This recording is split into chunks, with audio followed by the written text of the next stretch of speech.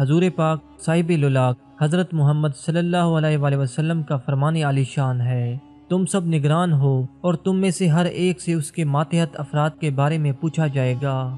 بادشاہ نگران ہے، اس سے اس کی رعایا کے بارے میں پوچھا جائے گا۔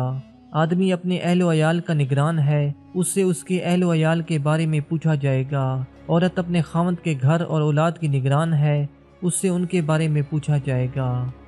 حضرت سیدنا عمر بن عبدالعزیز رحمۃ اللہ علیہ سے پوچھا گیا، کیا آپ قصر خلافت میں قیام فرمائیں گے؟ تو فرمایا، نہیں، ابھی اس میں ابو ایوب یعنی سلمان بن عبد الملک کے گھر والے ہیں، میرے لیے میرا خیمہ ہی کافی ہے۔ چنانچہ قصر خلافت خالی ہونے تک حضرت سیدنا عمر بن عبدالعزیز رحمۃ اللہ علیہ اپنے پہلے گھر ہی میں قیام پذیر رہے۔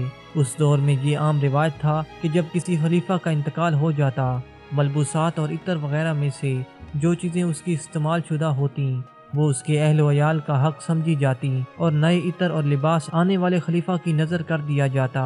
سلمان بن عبد الملک کے انتقال کے بعد اس کے اہل خانہ نے سلمان کی تیل اور خوشبو کی شیشیاں اور کپڑے حضرت سیدنا عمر بن عبدالعزیز رحمۃ اللہ علیہ کی خدمت میں پیش کرتے ہوئے کہا، یہ چیزیں آپ کی ہیں اور وہ ہماری ہیں۔ آپ رحمۃ اللہ علیہ نے فرمایا، یہ اور وہ کیا مطلب؟ تو انہوں نے دستور بتایا، مگر حضرت سیدنا عمر بن عبدالعزیز رحمۃ اللہ علیہ نے فرمایا، یہ ساری چیزیں نہ میری ہیں نہ سلمان کی اور نہ تمہاری۔ پھر آواز دی، مزاحم، ان کو مسلمانوں کے بیت المال میں پہنچاؤ۔ یہ صورتحال دیکھ کر سابق عمرہ و وزراء کو اپنی عیش کوشیوں کی بقا کی فکر پڑ گئی، چنانچہ وہ سر جوڑ کر بیٹھ گئے اور کہنے لگے، جو کچھ آج تم نے دیکھا ہے اس کے بعد ہمارے لیے عالی شان سواریوں، خیموں، شامیانوں، زینت و آرائش کی توقع بے سود ہے۔ اب صرف ایک چیز باقی رہ جاتی ہے اور وہ ہے کنیزیں، یہ ان کی خدمت میں پیش کر دیکھو، ممکن ہے انہی سے تمہاری مراد بر آئے۔ چنانچہ حسین و جمیل کنیزوں کو لا کر حضرت سیدنا عمر بن عبدالعزیز رحمۃ اللہ علیہ کی خدمت میں پیش کیا گیا، مگر آپ ایک ایک سے دریافت کرتے، تم کون ہو، کس کی ہو اور کس نے تمہیں یہاں بھیجا ہے؟ ہر کنیز بتاتی کہ وہ اصل میں فلاں کی تھی اور اس طرح زبردستی پکڑ کے اسے یہاں لایا گیا۔ آپ رحمۃ اللہ علیہ نے سب کے بارے میں حکم فرمایا کہ انہیں ان کے مالکوں کو واپس کر دیا جائے۔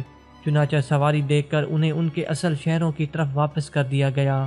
جب ان لوگوں نے یہ حالت دیکھی تو آپ رحمۃ اللہ علیہ سے قطعی مایوس ہو گئے اور انہیں یقین ہو گیا کہ آپ رحمۃ اللہ علیہ لوگوں کو ان کا حق دلائیں گے اور انصاف کا سلوک فرمائیں گے۔